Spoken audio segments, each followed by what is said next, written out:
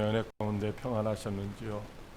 코로나19 바이러스 감염자가 줄어들지 않아서 또다시 사회적 거리두기 3주간 연장하게 되었습니다. 사회적 거리두기 연장으로 인해서 우리들의 예배 생활이라든지 일상생활에, 신앙생활에 여러 가지 불편함이 많이 있습니다. 그럼에도 불구하고 오늘도 주님 전에 우리가 모여서 이렇게 예배 드릴 수 있는 것은 불꽃 같은 눈동자로 우리를 지켜 보호하시고 때를 따라 돕는 주님의 은혜의 인줄로 믿으시기 바랍니다. 자, 오늘은 이제 교회 절기로 보면 주연절 후 두 번째 주일입니다. 여러분, 주연이라고 하는 말이 무엇입니까? 주님의 현현, 주님의 출현이라고 하는 말이죠. 다시 말하면은 주 하나님이 우리 가운데 나타나셨다는 말입니다. 주연절은 예수 그리스도 안에서 세례와 가나 혼인잔치를 통해서 하나님이 이 땅에 나타나셨음을 기념하는 그런 절기로 기독교 역사에서 부활절, 그리고 오순절, 그리고 바로 이 주연절, 이렇게 3대 절기로 사실 지금까지 지켜지고 있는 절기입니다. 주 2세기부터 매년 1월 6일을 주연절로 지키고 있습니다. 오늘날 우리 한국교회는 주연절이 무엇인지 잘 모르고 또 주연절이 있는지도 모르기 때문에 주연절을 잘 이제 지키지 않습니다. 의미를 두지를 않는다는 말이죠. 그러나 하나님이 하늘 영광 보좌를 버리시고 낮고 천한 인간의 모습으로 우리 가운데 이제 찾아오셨다고 하는 이 사실을 우리가 기억하고 항상 감사하며 우리 가운데 함께 하시는 그 주님과 늘 동행하는 그런 삶을 살아야 될 줄로 믿으시기 바랍니다. 왜냐하면은 그 예수님이 우리와 함께 하셔야만 우리의 삶의 현장에 있는 어둠이 빛으로 바뀌어지는 것이고 슬픔이 기쁨으로 바뀌어지는 역사가 일어나기 때문인 줄로 믿으시기 바랍니다. 하나님이 우리를 창조하시고 하나님과 함께 천국에서 행복하게 살기를 원하셨습니다. 그런데 그 천국이 어떤 곳일까요? 그 천국은 눈물도 없고 아픔도 없고 슬픔도 없고 고통도 없고 부족한 것도 없고 기쁨과 감사와 즐거움만 가득한 그런 동산이죠. 그래서 기쁨의 동산, 에덴 동산이라고 말씀을 하시는 것입니다. 그런데 안타깝게도 인간이 하나님을 믿지 못함으로 말미암아 범죄하고 그 에덴 동산에서 쫓겨남으로 기쁨을 잃어버리게 되었습니다. 그때부터 우리 인간에게는 참된 기쁨도 참된 안식도 사라지고 수고와 고통과 슬픔과 사망이 찾아온 것입니다. 인간의 힘과 노력으로는 이 수고와 고통과 슬픔과 사망의 문제를 해결할 방법이 없습니다. 그리고 잃어버린 기쁨을 다시 회복할 수가 없는 것입니다. 그런 절망적인 어둠의 세상에서 고통당하다가 영원히 멸망당할 수밖에 없는 우리들을 주님이 불쌍히 여기시고 그 문제를 해결해 주시려고 하나님이 친히 사람이 되어 이 땅에 오신 그분이 바로 예수님이신 줄 믿으시기 바랍니다. 마태복음 4장 15절로 16절에 스불론 땅과 납달리 땅과 요단강 저편 해변길과 이방의 갈릴리여 흑암에 있는 백성이 큰 빛을 보았고 사망의 땅과 그늘에 앉은 자들에게 빛이 빛이었도다라고 말씀하시고 있습니다. 다시 말하면 예수님이 바로 어둠의 세상의 진리와 생명의 참 빛으로 오신 하나님이시라는 말씀입니다. 그러나 어둠에 속해 있는 자들이 빛으로 오신 하나님을 바라보지 못했습니다.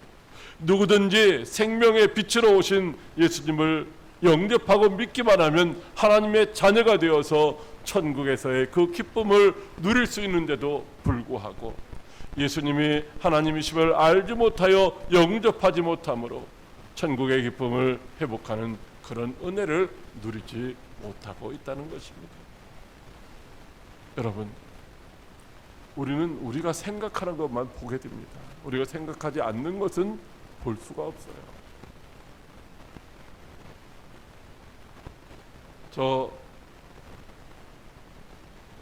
이제 아메리카 대륙을 향하여 오던 큰 배가 있었는데, 거기 살고 있었던 원주민들은 사실 그 큰 배가 오고 있는데도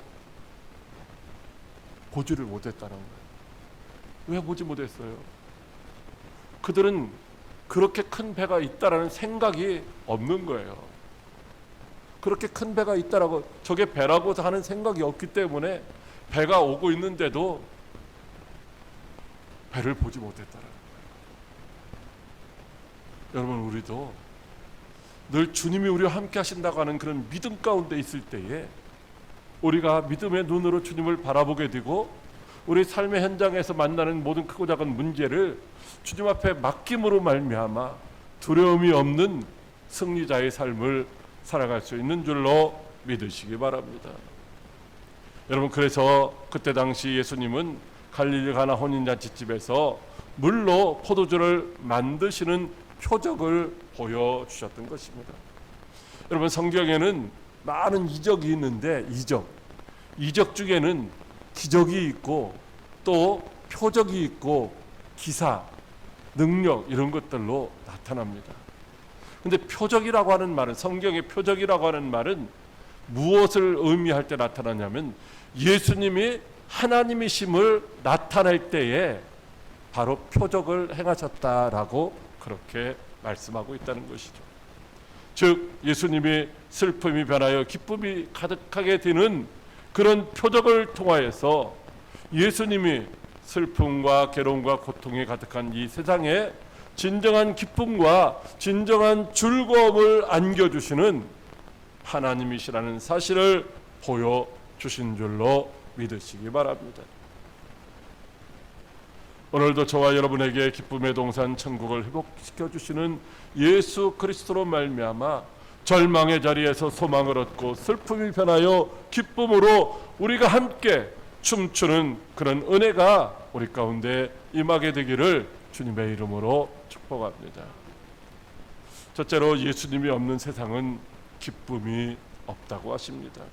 요한복음 2장 3절 말씀입니다. 포도주가 떨어진지라 예수의 어머니가 예수에게 이르되 저들에게 포도주가 없다 하니. 아멘. 예수님이 세례를 받으시고 갈릴리 나사렛으로 돌아오신 지 사흘째 되는 날에 가나의 혼인잔치집에 초청을 받아서 5명의 제자들과 함께 그곳에 가셨습니다. 근데 뭘로 가셨어요? 주인공으로 가신 것이 아니라 그냥 잔치집에 손님으로 가셨다는 것입니다. 잔치집은 먹을 것이 많고 또 풍족해서 기쁨과 즐거움이 가득한 곳입니다. 특별히 거기에는 기쁨도 주고 즐거움을 주는 포도주라는 것이 있었습니다. 그런데 갑자기 잔치집의 기쁨도 즐거움도 사라져 버렸습니다. 오히려 슬픔과 근심과 걱정거리가 이제 가득하게 되었습니다. 기쁨과 즐거움을 주는 포도주가 떨어졌기 때문입니다. 여러분, 잔치집에 있던 예수님의 어머니도 지금 예수님에게 포도주가 떨어졌는데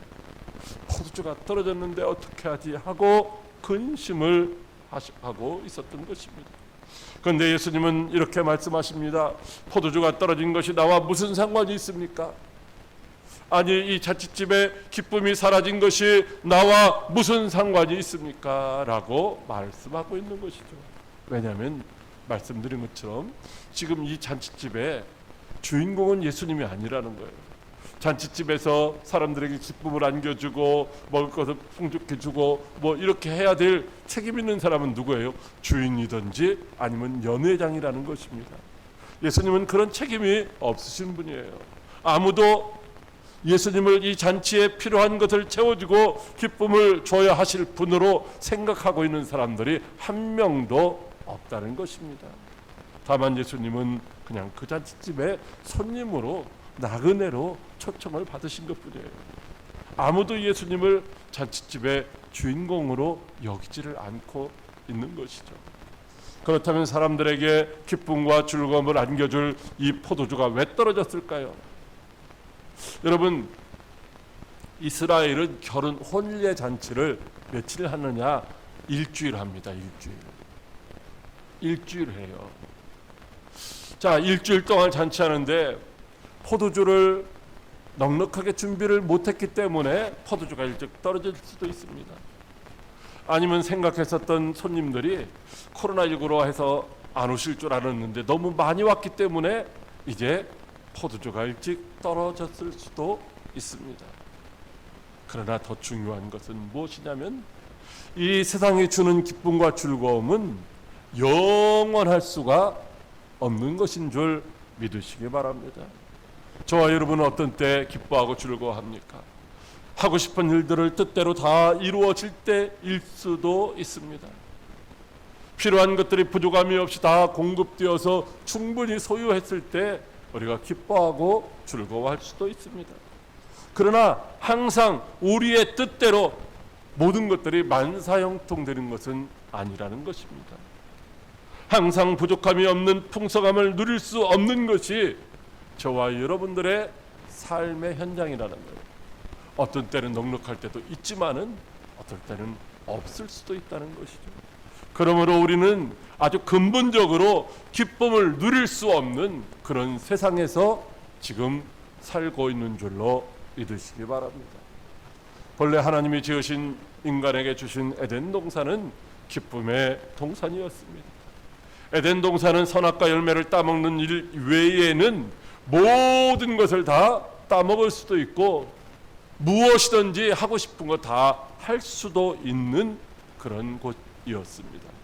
그런데 아담이 하나님 앞에서 죄를 지음으로 이제 기쁨의 동산에서 쫓겨났습니다. 그때부터 기쁨을 잃어버리고 수고하여 땀을 흘려야만 하는 고통이 찾아왔던 것입니다. 그때부터 하나님이 주시는 기쁨이 아닌 세상에서의 기쁨을 이제 사람들이 찾기 시작했다는 것입니다. 사람들이 세상에서 어떻게 기쁨을 찾습니까?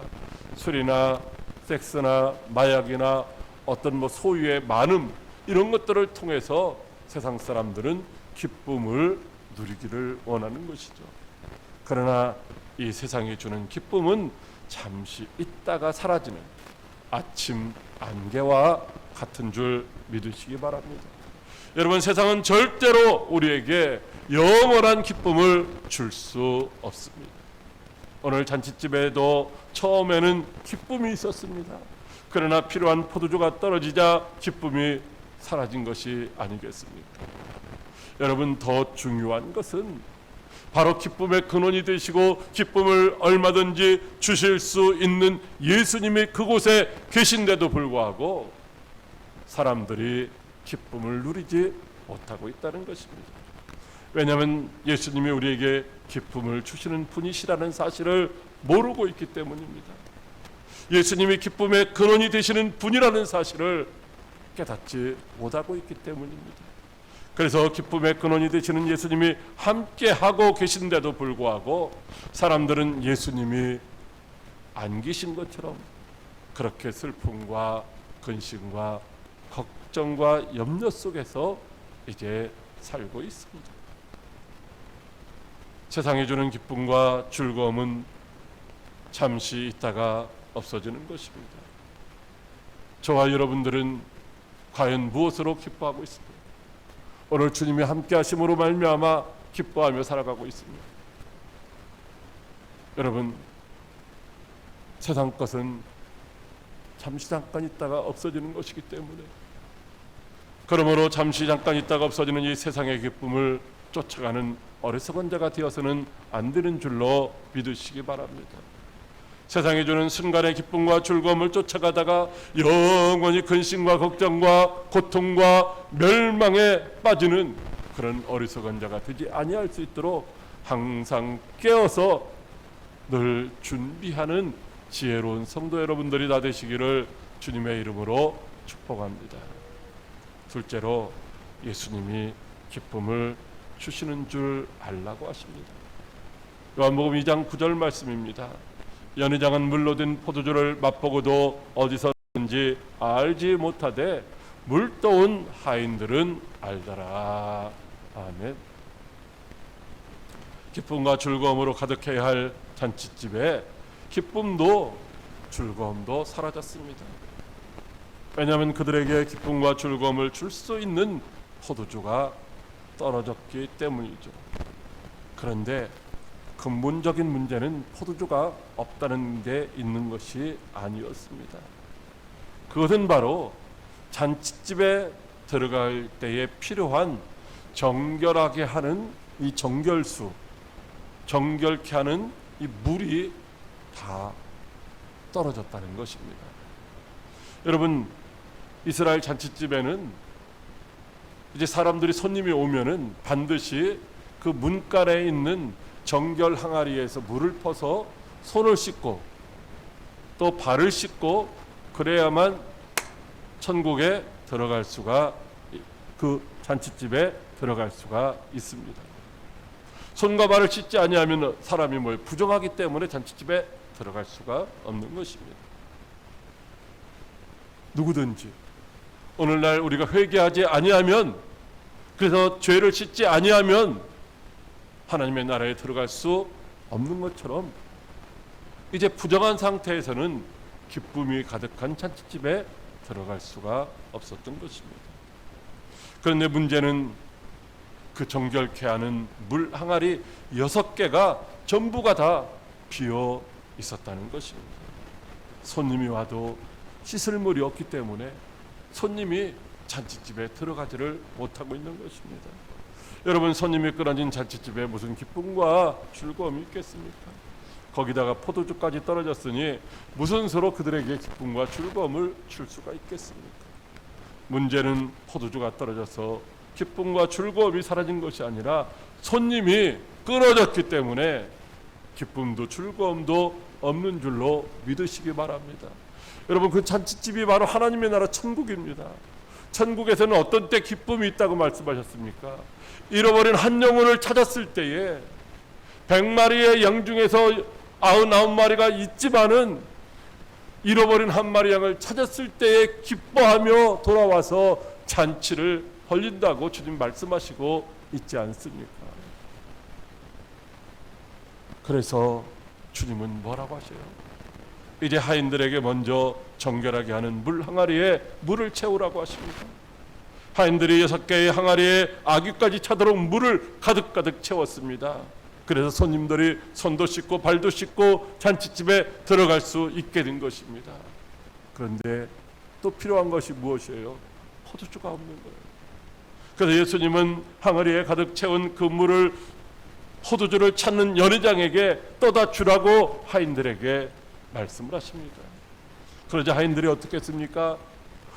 예수님, 저게 물인데 어떻게 포도주를 찾는 연회장에게 떠다 줍니까? 이렇게 항변한 것이 아니라 그냥 그 물을 떠다가 포도주를 찾는 연회장에게 갖다 주었다는 것입니다. 여러분, 그 물을 떠다가 포도주를 찾는 연회장에게 갖다 주던 그 하인들의 마음이 어떠했겠어요? 조마조마하고 불안불안하고 이제 우리 큰일 났다, 이런 생각도 하지 않았겠습니까? 그런데 포도주를 찾는 연회장에게 물을 떠다 주었을 때에 화내는 호통 소리가 들려온 것이 아니라 이제 기쁨이 가득해서 웃으면서 칭찬하는 소리가 들려왔다는 것입니다.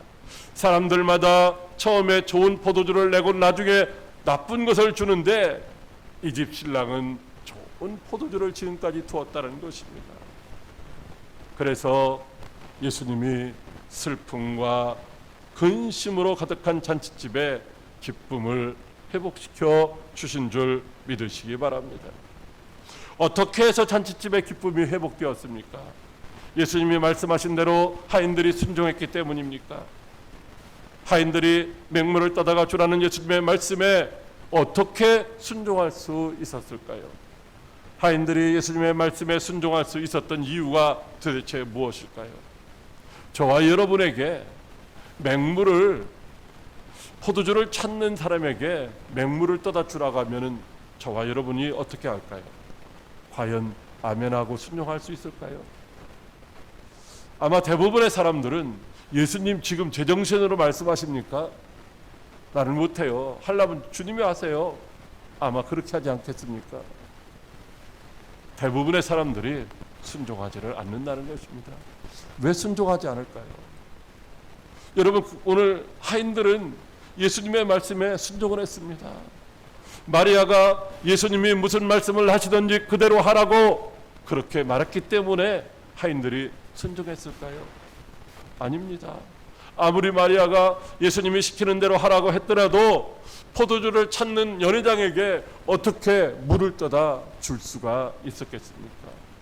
그 이후에 일어날 후환이 두려운데 어떻게 그와 같은 일에 순종할 수 있었겠느냐라는 것입니다. 그럼에도 불구하고 하인들이 예수님의 말씀에 순종할 수 있었던 이유는 무엇일까요? 여러분, 빈 항아리에 물을 가득 채우라고 하는 것은 얼마든지 순종할 수가 있는 일입니다. 그러나 물을 떠다가 연회장에게 주라는 말씀은 순종할 수 있는 것은 예수님이 어떤 분이시라고 하는 사실을, 예수님은 그 어떤 역사를 이루실 수 있는 분이라고 하는 사실을, 비록 물을 떠다가 연회장에게 주었더라도 예수님이 그 후에 일어날 일에 대한 책임을 지실 수 있는 분이라고 하는 최소한의 그런 믿음이 있을 때에 이제 순종할 수 있는 줄로 믿으시기 바랍니다. 그런데 오늘 말씀해 보면 연회장은 물로 된 포도주를 맛보고도 그 포도주를 주신 예수님을 알지 못했습니다. 이 포도주를 누가 줬지? 아니, 이 포도주를 예수님이 물을 가지고서 포도주를 만들어 주셨어. 그러면 그 예수님이 도대체 누구야? 하나님이신가? 이런 것들을 알지 못했다라는 거예요. 근데 누구는 알았어요? 물떠온 하인들은 알았다는 거예요. 여러분, 예수님 만난 사람, 예수님 말씀을 믿고 순종한 사람은 예수님이 누구신지를 알 수가 있는 거예요. 우리가 예수님을 믿는다고 하면서 예수님의 말씀에 순종하지 않고 예수님의 말씀에 귀를 기울이지 않고 내 마음대로 내 뜻대로 살아가면은 예수님이 옆에 계신데도 불구하고 내가 절망의 순간에 내가 무엇인가 아무것도 할 수 없는 그 순간에도 전능하신 하나님이신 예수님이 내 옆에 계신데도 우리가 예수님에게 도움을 청하지 않는다는 거예요. 왜? 예수님이 누구신지를 모르기 때문에. 여러분, 그 당시 하인들은 아주 하층 계급의 사람들입니다. 고난당하고 고통당하고 어둠 가운데서 실패한 인생을 살아가는 소망이 없는 사람들이에요. 근데 그들이 이제 예수님을 알게 되었다는 것입니다. 예수님의 어머니가 포도주의 문제를 예수님이 해결할 수 있을 것이라고 믿고 예수님에게 구했던 것처럼 하인들도 예수님은 그 문제를 해결하실 수 있는 분이라고 믿었기에 순종할 수 있었다는 것이죠. 여러분, 오늘날 우리들도 예수님이 우리의 삶의 주인으로, 우리의 삶의 인생의 주인으로, 구원자로, 구주라고 하는 사실을 확신할 때에 주님이 우리에게 무슨 말씀을 하시든지 우리도 아멘하고 순종할 수 있는 줄로 믿으시기 바랍니다. 예수님이 물로 포도주를 만드신 표적은 무엇입니까? 그것은 바로 이제 첫째로 잔치집에 이제 기쁨을 회복시켜 주신 거죠. 즉 두려움 가운데 있었던, 자기들 앞에 일어날 어떤 이 물을 떠다가 포도주라고 속이고 갖다 주었을 때 일어날 그런 상황 때문에 두려움 가운데 있었던 그 하인들도 그때 연회장이 칭찬하는 소리를 듣고 어떻게 했어요? 기뻐하며 함께 춤춘 줄 믿으시기 바랍니다.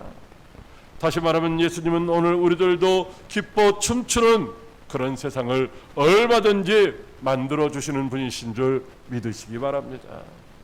시편 30편 11절에 다윗은 주께서 나의 슬픔이 변하여 내게 춤이 되게 하시며 나의 베옷을 벗기고 기쁨으로 띄우셨나이다 라고 고백하고 있습니다.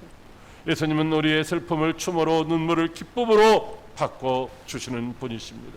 그러므로 저와 여러분이 지금 무엇이 부족하다라고, 무엇을 할 수 없다라고 낙심하고 염려하며 원망하고 불평하지 마시기를 바랍니다.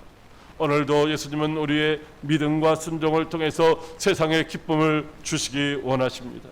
기쁨의 근원이 되시는 예수님만이 우리에게 영원한 기쁨을 회복시켜 주시는 전능하신 하나님이시며, 또 우리의 삶의 주인 되시는 줄로 믿고 순종해서 기쁨을 누리고 세상 사람들에게도 기쁨을 안겨주는 저와 여러분들이 다 되시기를 주님의 이름으로 축복합니다. 셋째로, 그의 영광을 보고 믿으라고 하십니다.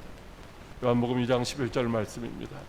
예수께서 이 첫 번째 갈릴리 가나에서 행하여 그의 영광을 나타내심에 제자들이 그를 믿으니라. 아멘. 예수께서 포도주가 떨어진 잔치집에서 물로 포도주를 만들어 주셨습니다. 기쁨을 잃어버린 집에서 기쁨과 즐거움을 이제 회복시켜 주셨습니다.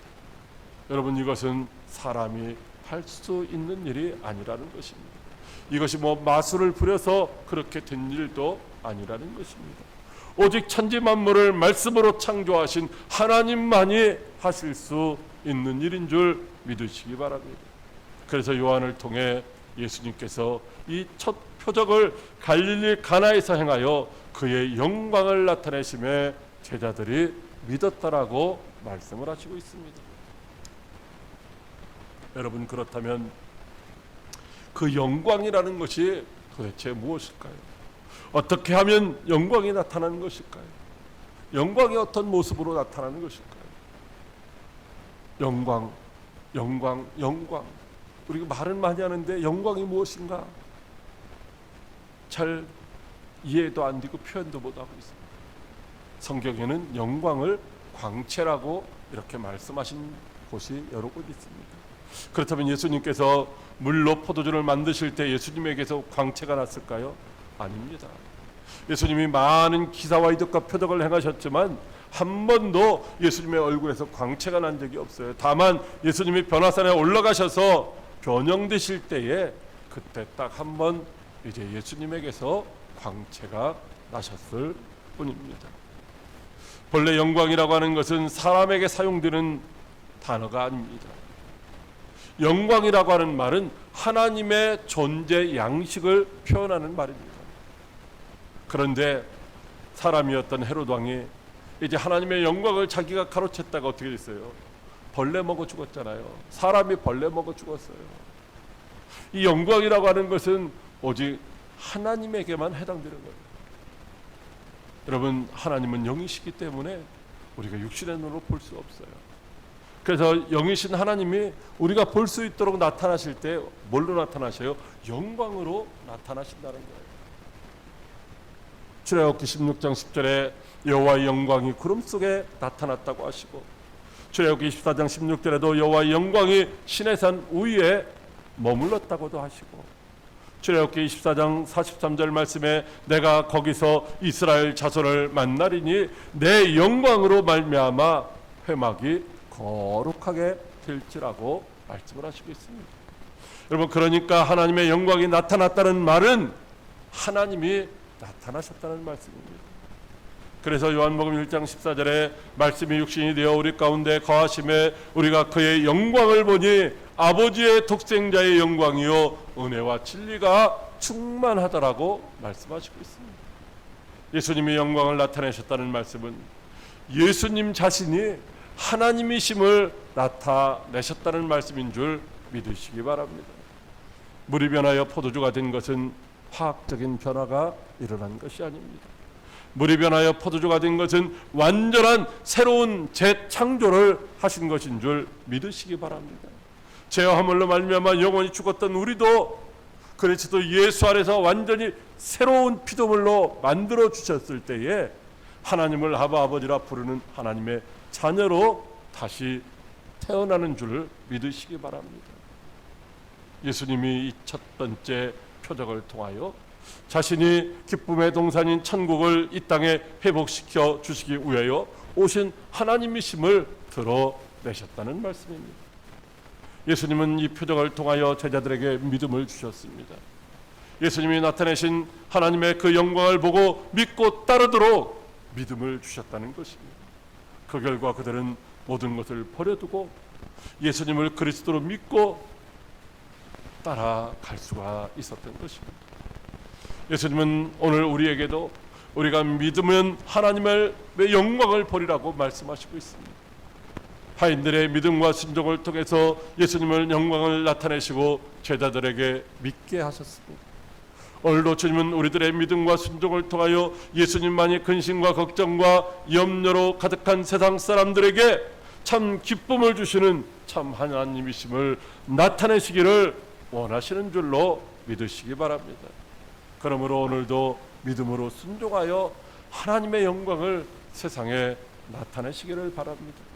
그리하여 기쁨을 잃어버리고 근심과 슬픔 속에 세상 살아가고 있는 세상 사람들도 예수님이 참 하나님심을 믿고 기뻐하며 춤추는 그런 행복한 세상을 만들어 가시는 우리 모두가 다 될 수 있기를 주님의 이름으로 축복합니다. 기도하겠습니다. 살아계셔서 역사하시는 참 좋으신 하나님 아버지, 고맙고 감사를 드립니다.